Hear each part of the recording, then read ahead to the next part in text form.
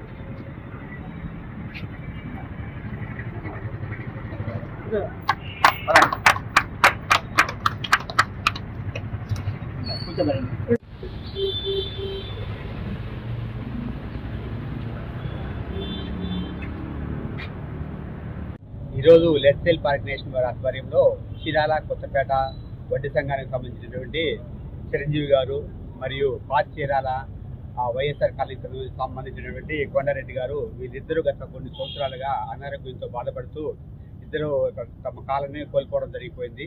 అంటే కాళ్ళు రెండు చచ్చిపడిపోవడంతో అక్కడి నుంచి వికలాంగులుగా మారడం, వాళ్ళ యొక్క పని కూడా సరిగ్గా చేసుకోలేని పరిస్థితి, ఇతరుల మీద ఆధారపడుతూ వాళ్ళ జీవితాన్ని కూడా సాగిస్తూ ఉన్నారు. అయితే వాళ్ళ కుటుంబ ఆర్థిక ఇబ్బంది కూడా వాళ్ళ కుటుంబ ఆర్థికంగా కూడా చాలా కుంటుపడటంతో వాళ్ళ యొక్క చిన్న కుమారులైనటువంటి 10th క్లాస్